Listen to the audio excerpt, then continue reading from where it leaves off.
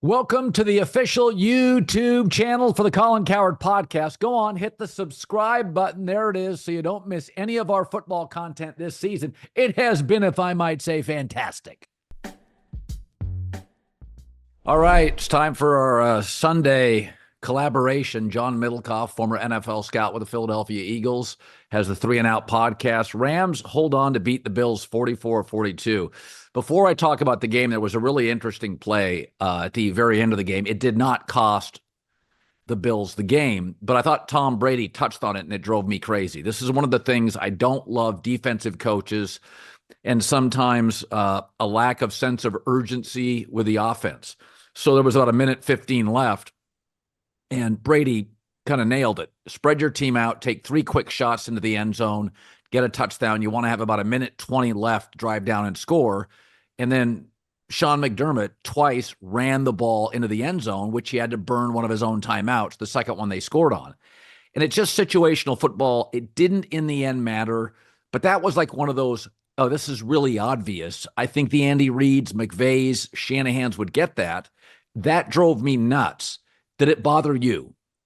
No, to me, when you're in that situation, when you need the onside kick at the end of the game, I basically, in my mind, give you a loss.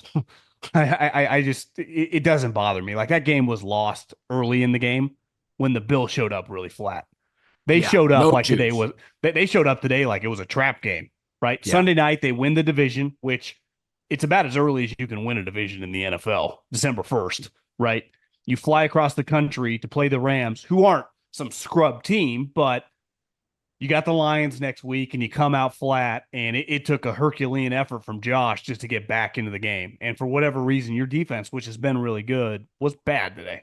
I mean, they were getting slice and dice. And let's face it, McVay, Matt Stafford, these two guys, offensive wizard, great quarterback, both make a lot of money. They have not been that good for about a month. This was not the Rams team that we have been watching, right? They have not played well on offense. Now their offensive line's coming back together, but today, I mean, I they thought went toe to toe, I thought, with the best player in the league. I thought it was the best the Rams have played since the Super Bowl season. I thought they played nearly a flawless football game. The fact that Buffalo scored so many points, Josh Allen, first player in the history of the sport as a quarterback to have 3 rushing and 3 passing touchdowns in the same game. If you did not see this game, it may be the single greatest. I don't think I've ever seen a moment of a player carrying a franchise. The secondary for the Bills was banged up and torched. They came in with no juice. He single-handedly kept them in the game with running play, not just casual running plays, not 6-8 yards, like 25, 35, 40-yard running plays. I mean, Mahomes has all the trophies. Mahomes is not as talented as Josh Allen. Josh Allen's insane. And I thought this was Puka's had injury issues, so has Cooper Kupp, and they're going to draft a receiver. I'm pretty strongly a believer of that. But it shows you why the Rams are now 7-6, and with Arizona fumbling, San Francisco feels big win today for them, but feels like they're just a little disjointed. If the Rams sneak into the playoffs, John, watch out, because I would have no interest playing this team. Well, to me, Thursday night, they play the Niners. So they could kind of end the Niners season, right? They could end the Niners season. They would be 8-6, and they would be in position. Seattle, if Mike McDonald was an offensive coach, we'd be talking about him like a McVay or Shanahan, but he coaches Yeah. defense. He's done a fantastic job. But this is must win for really the Niners, aren't really alive, and they lost another player today at the end of the game. Their running back got hurt, so now they're on their 7th running back. But the Rams, this goes back to last year. When Puka plays like this, he had 12 for 160. He becomes, essentially he becomes like a Marvin Harrison or a Chris Carter or Justin. He becomes an unstoppable force. They are tough to beat because I was texting with some buddies this week. Jared Verse and Fisk are so good. Yeah. Those 2 draft picks are immediately people around the league. They're violent because he's like, I was texting with a buddy. He was like, their talent on defense isn't that great, but their defensive line is violent. And it Excellent. starts with those 2 guys. Yeah. And a lot of people thought, like, is Fisk a little bit of an overdraft? Verse, will his power translate? It's translated.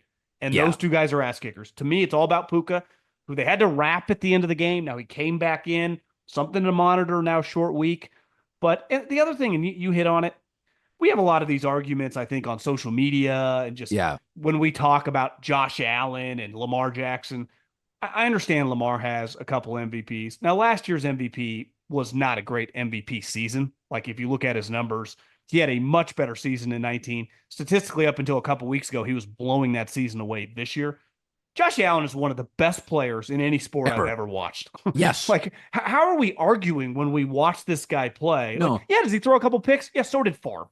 Like, what are we By the talking way, about? he is, to me, Ohtani. He is different than the other great players. Like Ohtani, Mookie Betts is amazing, but he looks small compared to Ohtani because he is.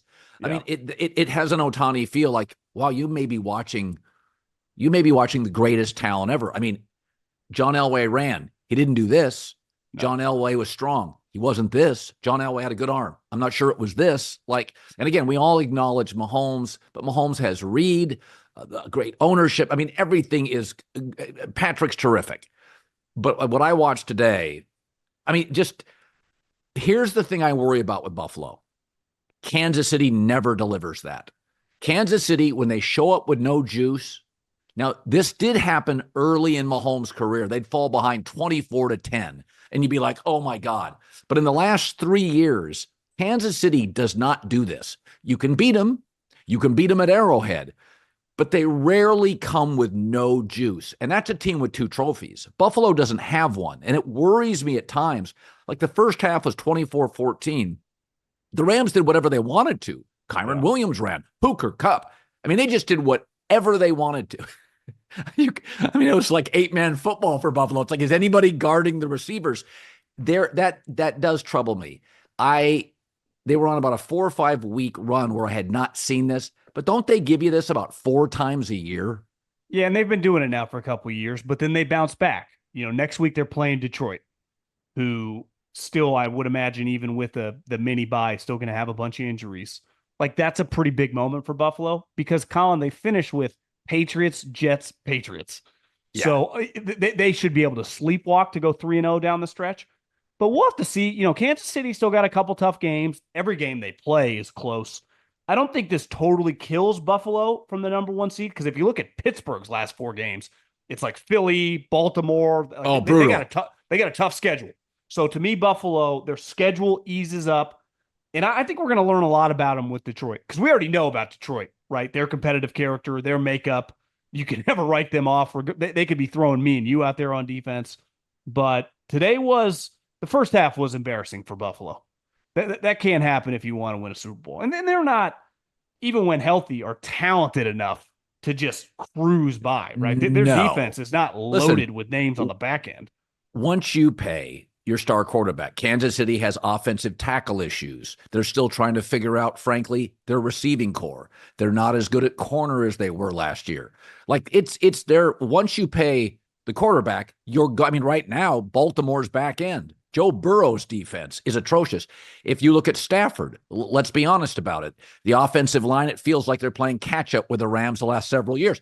They don't pay a single person right now on the defensive side. They can't afford to. So I think it really, that's why coaching and quarterback play, John, is so essential in January, December, and early February. There are no perfect teams. They're just, you can't, the transfer portal, by the way, has done this to college football in the NIL. The minute you think you're loaded, you lose all, like an Ohio State can't carry 3 great tackles because somebody poaches the best tackle they have that's not starting. So like in college football, the unintended benefit of the transfer portal and NIL is there's no more Alabamas. That's over. Like there's just too many teams here.